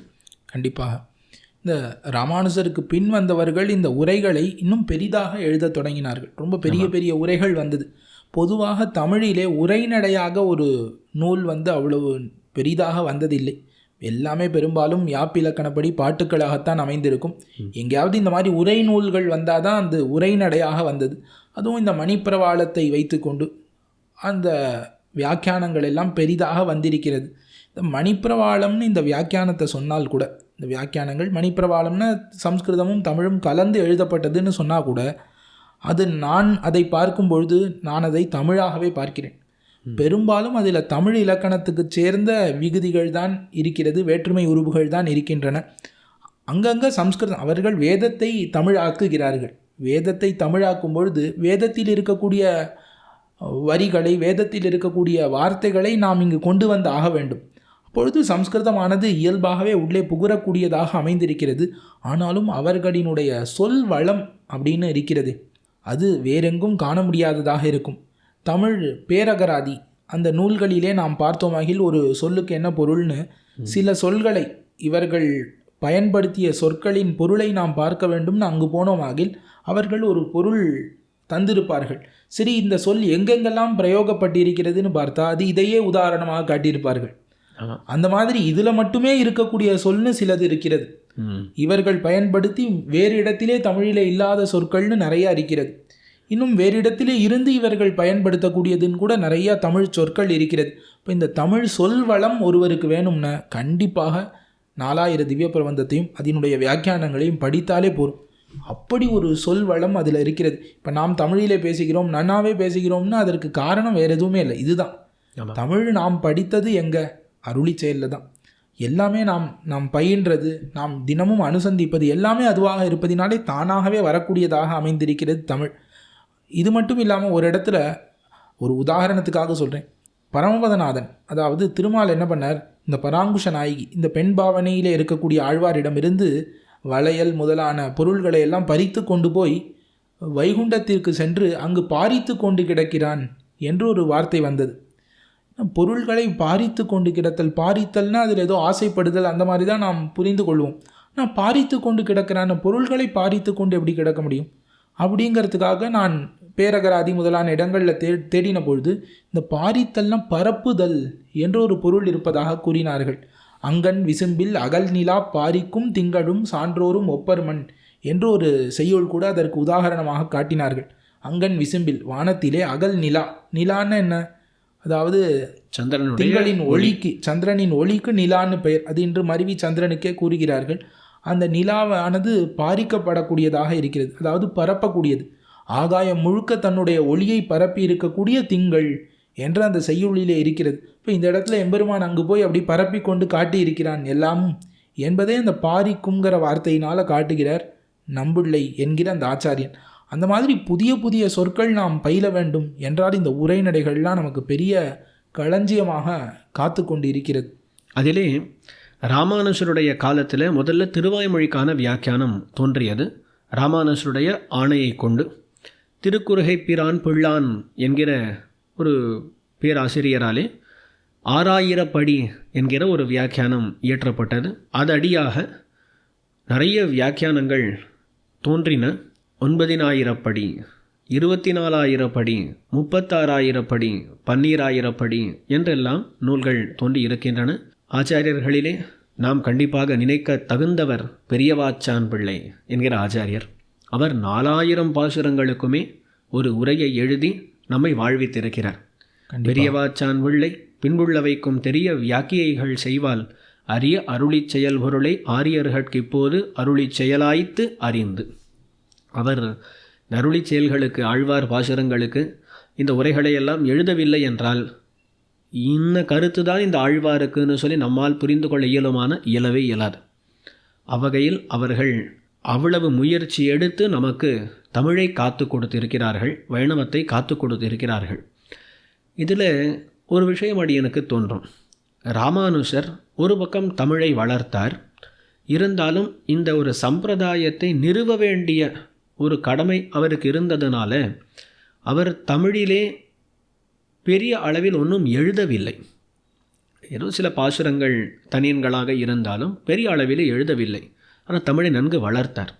ஆனால் அதன் பிறகு வந்த ஆச்சாரியர்களை பார்த்தால் அவர் சம்ஸ்கிருதத்தில் பெருசாக ஒன்றும் பண்ணலை, தமிழிலே தான் பண்ணினார் இல்லையா? இதில் இன்னும் முக்கியமாக நாம் சொல்ல வேண்டுமாகில் பெயர்கள், ஆச்சாரியர்களின் பெயர்கள் தொடங்கி பெரிய பெருமாள், பெரிய பிராட்டியார்னு தொடங்குகிறது. அங்கிருந்து தொடங்கி மணவாள மாமுனிகள்னு முடியும் வரை எங்கேயாவது சம்ஸ்கிருதம் எங்கேயாவது ஒட்டின்னு இருக்கலாம். இது வேற ஒரு பெயர் கூட எம்பெருமானாருக்கு ராமானுசர், அவரையே ராமானுசர்னு நாம் கூறுவதில்லை, எம்பெருமானார்னு கூறுகிறோம். பகவானை பகவான்கிற வார்த்தையே கூறப்படாது, அதை விட்டாச்சு. அது எம்பெருமான் என்கிற அந்த தமிழ் வார்த்தையிலே தான் கூறுகிறோம். தவிர எவ்வளவோ ஆச்சாரியர்களுக்கு பெயர்களே தமிழில் தான் இருக்குது. சம்ஸ்கிருதத்தில் அவளுக்கு பெயர் உண்டான்னே நமக்கு தெரியாத அளவுக்கு இருக்குது. ஆமாம், ஒரு உண்மையை சொல்லுகிறேன். பல ஆச்சாரியர்களுக்கு வடமொழியில் பெயர் இருக்கான்னு தெரியாது. அது நாம் தமிழிலே உபன்யாசங்கள் பண்ணும்பொழுது தேவையும் இல்லை. உய்யக்கொண்டார்னு நாம் சொல்லிவிடுவோம். ஆனால் வட மாநிலங்களில் உபன்யாசம் பண்ணும் பொழுது, அவர்களுக்கு வைணவ மத பிரச்சாரம் பண்ணும் பொழுது அவர்களுக்கு இந்த வார்த்தைகள் எல்லாம் வாயில் நுழையாது. அப்போ ஏதாவது இருக்கான்னு சொல்லி தேட வேண்டியிருக்கும். உதாரணத்துக்கு கிடாம்பி ஆச்சான்னா நமக்கு தெரியும். அங்கே போய் கிடாம்பி ஆச்சான்னா இல்லை அவரை நாங்கள் பிரணதார்த்தி ஹராச்சாரியர்னு சொல்லுவோம்னு ஒருத்தர் சொன்னார். அப்புறம் அவருக்கு அந்த மாதிரி திருநாமம் இருக்கான்னு தெரிய வந்தது. அதுபோல் அது பிரசித்தம்னு தெரிய வந்ததே தவிர நாம் அவர்களை தமிழ் வார்த்தைகளை கொண்டு தான் குறிப்பிடுகிறோம். நஞ்சியர், நம்பிள்ளை, வடக்கு திருவீரி பிள்ளை, அழகிய மணவாளன், என்ன அழகான திருநாமம். அந்த திருநாமம் எவ்வளோ பேர் ஆச்சாரியர்களுக்கு, அழகிய மணவாள பெருமாள் நாயனார், அழகிய மணவாள சீயர், அழகிய மணவாள மாமுனிகள், எல்லாருக்கும் அந்த மாதிரி பெயர்கள் இருப்பதை நாம் காணலாம். ஆமாம், ஆகையால் அடியன் சொல்லிக் கொண்டிருந்த தமிழ்லேயே எழுத தொடங்கினார்கள். பெரும்பாலும் தமிழ் தான். ஒரு நம்பிள்ளை, வடக்கு திருவீரி பிள்ளை, பிள்ளை லோகாச்சாரியர், இவர்களுடைய வடமொழி நூல்களை பற்றி சொல்லுங்கள்னா நமக்கு தெரியாது இல்லையா? பெரும்பாலும் இல்லை. அப்போது முக்கியமாக அவர்கள் தமிழிலே தான் எழுதினார்கள். சரி, மணிப்பிரவாள நடையிலே எழுதியிருக்கலாம், ஆனால் தமிழ் தான், சம்ஸ்கிருதமாக அது இல்லை என்பதனை காணலாம். அந்த அளவுக்கு அவர்களுக்கு தமிழ் மொழியிலே பற்று இருந்தது, அதையே கொண்டிருந்தார்கள் என்பதனை பார்க்கிறோம். அதில் இந்த நம்பிள்ளை அவரை பற்றி கண்டிப்பாக சொல்ல வேணும். அவருக்கு இருந்த தமிழ் அறிவுங்கிறது மற்றொரு எல்லாருக்கும் இருந்திருக்கும், ஆனால் அதனுடைய குறிப்புகள் நமக்கு கிடைக்கிறது. நம்பிள்ளையை பற்றின குறிப்புகள் நிறையா கிடைக்கிறது. பற்பல தமிழ் அறிஞர்கள் கூட அவர் அறிவுக்கு முன்னாடி ஒன்றும் இல்லைன்னு சொல்லும் அளவுக்கு கதைகள்லாம் காணப்படுகிறது. இந்த நம்பிள்ளை எங்கெங்கேருந்தோ ஏதோ ஒரு உதாரணம், திடீர்னு திருக்குறள்லேருந்து, திடீர்னு கம்பராமாயணத்துலேருந்துலாம் எடுத்து அந்த மேற்கோள் காட்டக்கூடிய அந்த பாங்கு இருக்கிறதே, அது ரொம்ப வியக்கத்தக்கது. ஒரு உதாரணம் சொல்லணுன்னா கூட, உண்ணும் சோறு பருகு நீர் தின்னும் வெத்திலையும் எல்லாம் கண்ணன் அப்படின்னு ஆழ்வார் சொன்னார். அதாவது எனக்கு சோறு வெத்திலை நீர் எல்லாமே கண்ணன் தான்னு ஆழ்வார் சொன்னார். இப்போ அந்த இடத்துல ஒரு சந்தேகத்தை அவரே எழுப்பிண்டார். எதற்கு சோறுன்னு சொன்னால் போருமே, உண்ணும் சோறுன்னு எதற்கு சொல்லணும்? சோறை வேறு ஏதாவது பண்ண போகிறாளா? சோறுனா உண்ண தான் போகிறா. உண்ணும் சோறுன்னு எதற்கு சொல்லணும்? பருகு நீர்னு எதற்கு சொல்லணும்? நீர்னா பருக தான் போகிறார்கள். நீர்னு சொன்னாலே பருகு நீர்னு என்ன பெரிய வித்தியாசம்? தின்னும் வெத்திலை மாதிரி எதற்கு உண்ணும் சோறு பருகு நீர்னு இந்த ஒரு அடைமொழிகள்லாம் எதற்கு தேவையில்லாமல் இருக்கிறதுன்னு ஒரு கேள்வி வர, அவ்விடத்திலே நம்பிள்ளை வியாக்கியானத்திலே அழகாக இது காணப்படுகிறது. அதாவது சோறு இருக்கிறது, ஒருவன் இப்போ தான் நன்னா சாப்பிட்டு முடிச்சிருக்கான்.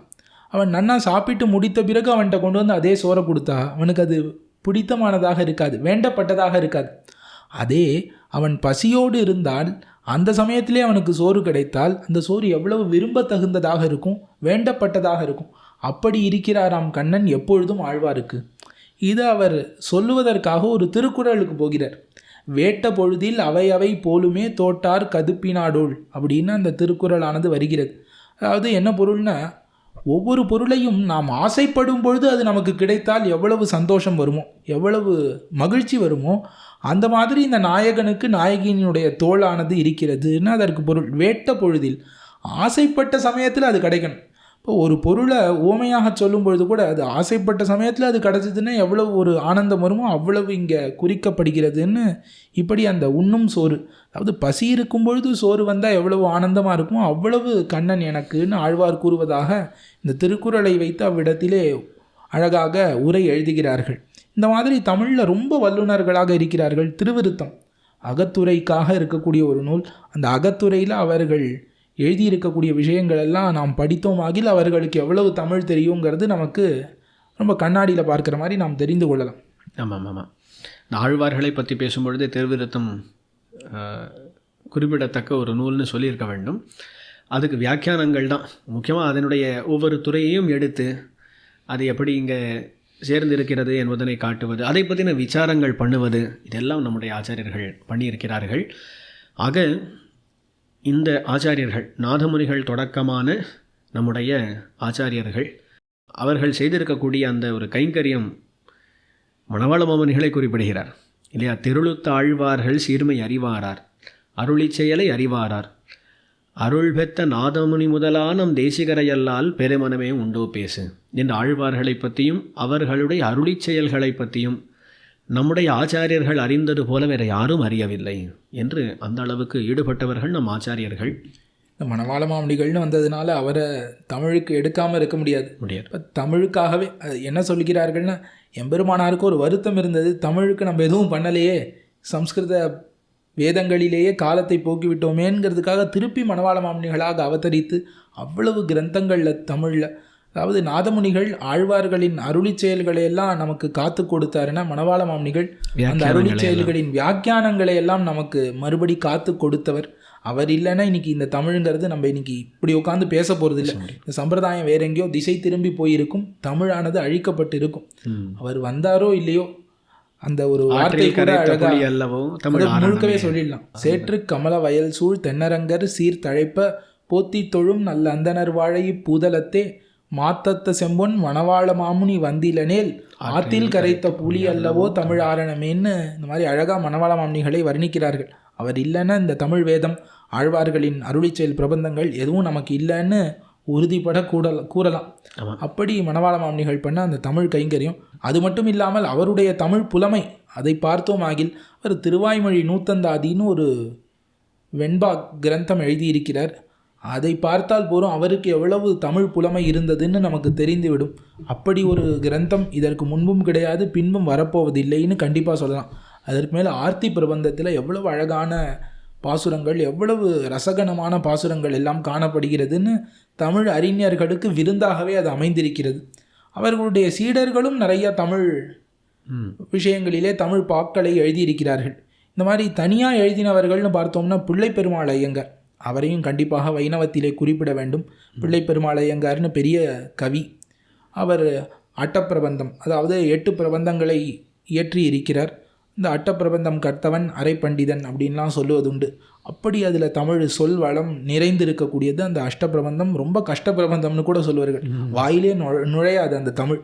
அவ்வளவு அழகான தமிழிலே அவர் எழுதியிருப்பார். அந்த அஷ்டப்பிரபந்தம் என்பது முழுக்க திருமாலை பற்றி இருக்கிறது. அதுவும் வைணவத்தினுடைய சொத்து. பல வைணவ ஆச்சாரியர்கள் தமிழுக்கு ஆற்றின தொண்டு, அருளிச்செயல்களுக்கு ஆற்றின தொண்டு என்பதை நான் பார்க்கிறோம். 2 விஷயங்களை இங்கே சொல்லணும்னு எனக்கு ஆசையாக இருக்குது. ஒன்று, அந்த வார்த்தை அருளிச்செயல்ற வார்த்தை.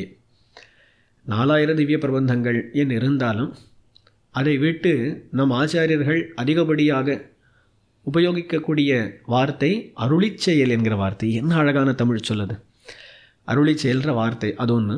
அதுக்கு மேலே மணவாள மாமுனிகள் உரைகளை எல்லாம் காப்பாற்றினார் அப்படின்னு சொன்னால் அது எப்படின்றதை மட்டும் சொல்லி ஆக வேண்டும்.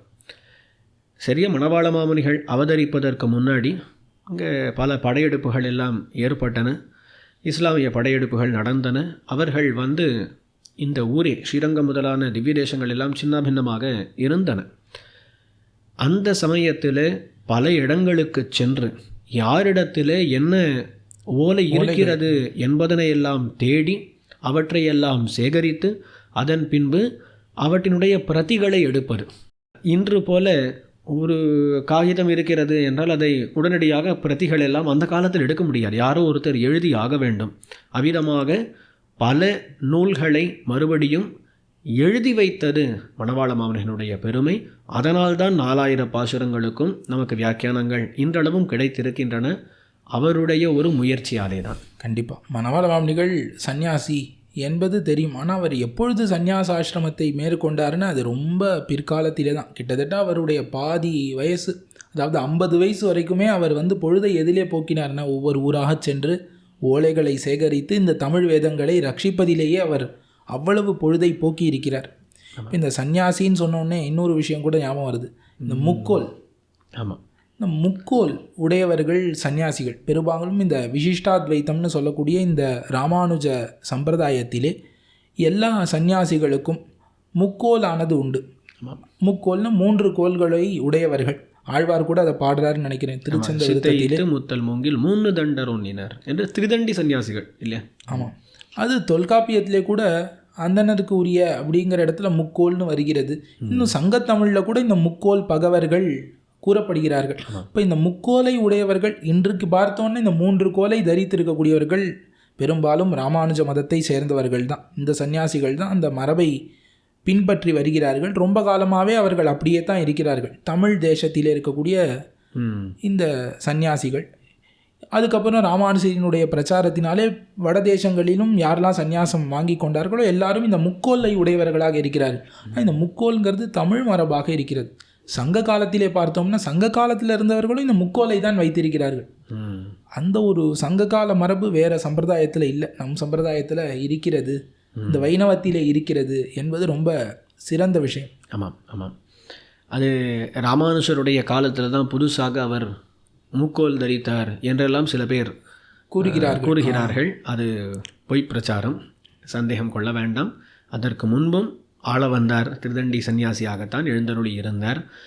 திருமழிசை பிரான் திருச்சந்த விருத்தத்திலேயே 3 தண்டர் ஒன்னினர் என்று திருதண்டிகளை பற்றி குறிப்பிட்டிருக்கிறார். அதற்கு முன்பும் சங்ககால தமிழிலேயே முக்கோலை பற்றி இருப்பதினாலே இது என்னமோ புதுசாக வந்தது என்று நினைப்பதற்கு இடமே இல்லை. இது மிகவும் பழமையான மரபு. இதற்கான சான்றுகள் ஒரு பக்கம் சங்க தமிழிலும் கிடைக்கின்றன, ஒரு பக்கம் வடமொழி நூல்களிலும் கிடைக்கின்றன. கண்டிப்பாக அருளி செயல்களை வைத்துக்கொண்டு அருளி செயலும் எழுத்திலக்கணமும், அருளி செயலும் சொல் இலக்கணமும், அருளி செயலும் யாப்பிலக்கணமும், அருளி செயலும் பொருள் இலக்கணம் என்றெல்லாம் தனித்தனியாக ஒரு ஆய்வு கட்டுரைகளே எழுதலாம். அவ்வளவு அதிலே சொரிந்து கிடக்கிறது அர்த்தங்கள் எல்லாம். அதை நம் ஆச்சாரியர்கள் நமக்கு வளர்த்து கொடுத்திருக்கிறார்கள் என்றால் அதற்கு பிறகும் மாமுனிகள் காலத்திற்கு பிறகும் இன்று வரைக்கும், இன்றைக்கு ஏறக்குறைய கொஞ்ச காலத்திற்கு முன்பு வரைக்கும் இருந்த ஆச்சாரியர்கள் எல்லாருமே தமிழ் அறிஞர்களாகத்தான் இருந்தார். இப்போ சமீபமாக ரொம்ப பிரசித்தமாக இருந்தவர் காஞ்சி பிரதிவாதி பயங்கரம் அன்னங்கராச்சாரியர் சுவாமின்னு ஒருவர். அவர் மறுபடியும் இந்த 4000 பாசுரங்களுக்கும் ஒரு உரை எளிய தமிழிலே அனுகிரகித்திருக்கிறார். அப்பேற்பட்டவரை பார்த்தா அவருடைய சரித்திரத்தில் அவர் நன்னூல் முதலான கிரந்தங்களை வாசித்து தமிழ் கற்று அதற்கப்புறம் தான் இந்த சம்பிரதாயத்தில் இருக்கிறார்கள். இப்போ இந்த சம்பிரதாயத்தில் வைணவ சம்பிரதாயத்தில் ஒருவன் இருக்க வேண்டுமாகில் அவனுக்கு அடிப்படையாக எப்படி ஒரு விஷ்ணுவை தொழ வேண்டுமோ அது மாதிரி தமிழ் படிக்க வேண்டும்ங்கிறது அடிப்படை. ஆமாம். ஏன்னா இவர்களுடைய அடிப்படை கிரந்தங்கள் எல்லாமே தமிழில் இருக்குது. தமிழ் தெரியாதவன் எப்படி வைணவனாக இருக்க முடியும் என்பது போலவே ஒரு அதுவும் பிரதிபிம்பம் இருக்கிறது.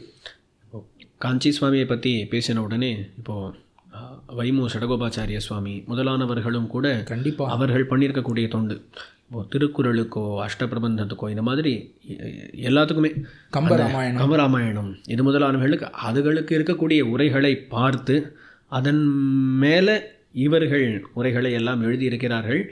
அவர்களும் தமிழுக்கு பெரிய தொண்டு ஆற்றியிருக்கிறார்கள் என்பதில் தமிழை ஒரு செல்வமாக கொண்டிருந்தனர் வைணவர்கள்.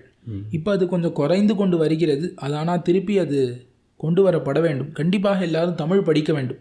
தமிழ் இல்லாமல் ஒருவன் வைணவனாக இருந்தான், தமிழ்நாட்டிலே பிறந்தவன், தமிழ் தெரியாதவர் யாரோ வட மாநிலத்திலே பிறந்தவர் நான் வைணவன்னு சொல்லி தமிழ் தெரியலன்னா பரவாயில்ல, தமிழ்நாட்டிலே பிறந்து அவர்களுக்கே தமிழ் தெரியாமல் வைணவனாகவும் இருந்தார்களாகில் தமிழ்னு என்ன பேச எழுதலை, இலக்கண இலக்கியங்கள், ஆமாம், அருளி செயல்கள் இது கண்டிப்பாக தெரிந்து கொள்ள வேண்டும். அது தெரியலன்னா அப்புறம் வைணவன்னு சொல்லிக்கிறதுல ஒரு அர்த்தம் அப்படியே கிடையாது. இல்லை, பொதுவாக நம்முடைய சம்பிரதாயத்தில் எல்லாருக்குமே சிறு குழந்தையிலிருந்து ஆரம்பித்து பெரியவர்கள் வரையிலும் ஒரு பட்டம் போடுகிறோம். அது எல்லாருக்கும் போடலாமா கூடாதான்றது தனி விசாரம். இருந்தாலும் ஊவே என்று போட்டு விடுகிறோம். உபய வேதாந்த ஆச்சாரியன் என்று போட்டு விடுகிறோம்.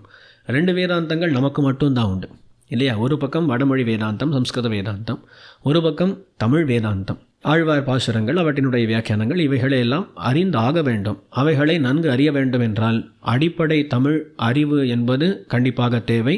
உண்மையில் சொல்லப்போனால் ஆழமான தமிழ் அறிவும் தேவைதான். ஆமாம், கண்டிப்பாக எல்லாரும் தமிழ் அறிஞர்களாகத்தான் இருந்தார்கள். இப்போ நாம் கூட பார்க்கிறோம், இப்போ இந்த சங்கத்தமிழிலே வைணவம்னு நாம் பேசுகிறோம்னா அதற்கு முக்கியமான ஒரு காரணங்கிறது புத்தூர் வக்கீல் சுவாமி. அவர் அழகாக புஸ்தகங்கள்லாம் போட்டு நாம் தனியாக போய் தேட வேண்டாதபடிக்கு ஒரு புஸ்தகமே அச்சிட்டு வைத்திருக்கிறார்.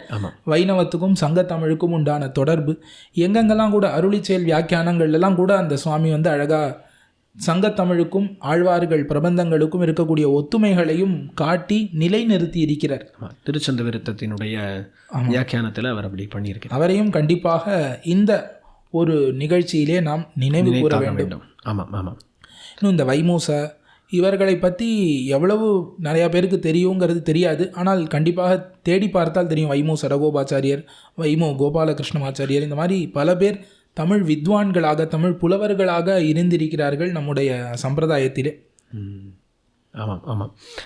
அது குறைவின்றி மேலும் இவ்விதமான தமிழ் புலவர்கள் மேலும் நம்முடைய வைணவத்திலே கண்டிப்பாக வளர வேண்டும். வேற ஒரு இடத்துல இல்லை, இங்கு இருந்திருக்கிறார்கள்னு சொல்கிறதுல அது தாத்பரியம் இல்லை. யாரும் தவறாக புரிந்து கொள்ள வேண்டாம். மீதி இடத்துலையும் இருந்திருக்கிறார்கள், இங்கே கண்டிப்பாக இருந்திருக்கிறார்கள். வைணவத்தில் ஒவ்வொரு இடத்துல ஒரு இடத்துல இருக்கிறார்கள் என்பதனாலே மற்றொரு இடத்துல இல்லை என்பது கிடையாது. இல்லை, இந்த காலத்திலே அது ஒரு விஷயமானது எப்பொழுதுமே தவறாகத்தான் எடுத்துக்கொள்ளப்படுகிறது. ஏன்னா எல்லாருக்கும் பொதுவாக போய் சேர்கிறது. அந்த காலத்தில் ஏதோ ஒரு இடத்துல ஒரு உபன்யாசம் நடக்கும், அதை யார் விருப்பப்படுறாளோ அவள் தான் கேட்க போகிறா, விருப்பப்படாதவா வரமாட்டா, அவள் காதலியே அது விழாது, அப்படியே போயிடும். இன்றைக்கி அப்படி இல்லை. பொதுவான ஒரு வலைத்தளங்களிலே நாம் போடும்பொழுது அது பொதுவாக எல்லாருக்கும் போகிறது. விருப்பப்பட்டவனும் கேட்கிறான், விருப்பப்படாதவனும் கேட்கிறான். அவனுடைய அறிவுக்கு எட்டினவாறு ஆகாயத்திலே கோட்டையை கட்டி கொண்டு இதுதான் தமிழ் அப்படின்னு கூறுபவர்களும் மலிந்து விட்டனர் இந்த உலகத்திலே. அப்படி இருக்கும்பொழுது நாம் நம்முடைய வைணவத்திலே தமிழை எவ்வாறாக ஏற்றுக்கொண்டுள்ளோம், தமிழுக்கும் வைணவத்துக்கும் எவ்வளவு தொடர்பு இருக்குன்னு நாம் ஒவ்வொருவரும் நம்முடைய குழந்தைகளுக்கும் நம்முடைய சம்பிரதாயத்தைச் சேர்ந்த அனைவருக்குமே சொல்லித்தர வேண்டிய தேவை இருக்கிறது. அப்படி தான் இவ்வளவு நாள் சொல்லி தந்து கொண்டு இருந்தார்கள்.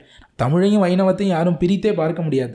நம்முடைய பேச்சு வழக்கே எவ்வளோ அழகாக பல சொற்கள் எல்லாம் கொண்டதாக இருக்கிறது இல்லையா? யாராவது வந்தாரே ஆனால் எழுந்தருளினார் என்று சொல்லுகிறோம், அடியேன் என்கிற வார்த்தையை சொல்கிறோம், தேவரீர் என்கிற வார்த்தையை சொல்கிறோம்.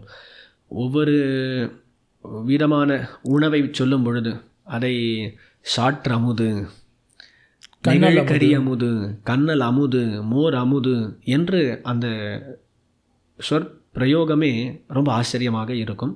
ஆகையால் தமிழும் வைணவமும் இன்றி அமையாதது. அதில் ஒரு துறை பார்த்தோம், இன்றியமையாது. இங்கே தலைவன் தலைவி கிடையாது. கண்டிப்பாக இது இருந்தால் அது இருக்கும். இந்த வைணவம் உலகத்தில் இருக்கிற வரைக்கும் ஆழ்வார் பாசுரங்கள் இருக்கும். ஆழ்வார் பாசுரங்கள் உலகத்தில் இருக்கும் வரை தமிழ் இருக்கும். ஆகையால் இன்றி அமையாதது தான். எது ஒன்று இல்லைனாலும் இன்னொன்று பிழைக்காது. தமிழ் அழிந்தாலும் வைணவம் இருக்காது, வைணவம் அழிந்தாலும் தமிழ் இருக்காதுன்னு ஒரு கொள்கையை கொள்ளலானா. கண்டிப்பாக. சரி, இவ்விதமாக நாம் தமிழும் வைணவமும் என்கிற விஷயத்தில் பல விஷயங்களை பார்த்துருக்கோம். ஆமாம், இவ்வளவு நேரம் ஆயிருக்கு. எவ்வளவு நேரம் தெரியல, 1.5 மணி நேரம் இருக்கலாம், 1.25 மணி நேரம் இருக்கலாம். அதில் இவ்வளவு நேரம் நாம் பார்த்திருக்கிறோம். நிறைய விஷயங்களை சொல்லிக்கொண்டே போகலாம். இருந்தாலும் இது மேலோட்டமாக ஆங்காங்கு எப்படி இருக்கிறது என்று பார்ப்பதற்கான ஒரு நிகழ்ச்சியாக கருதப்பட வேண்டும். நமக்கு பல விஷயங்களை பல இடங்களிலிருந்து எடுத்துரைத்தார் நம்முடைய வகுளாபரணன் சுவாமி. அவருக்கு தமிழிலே மிகுந்த ஆர்வம் உண்டு.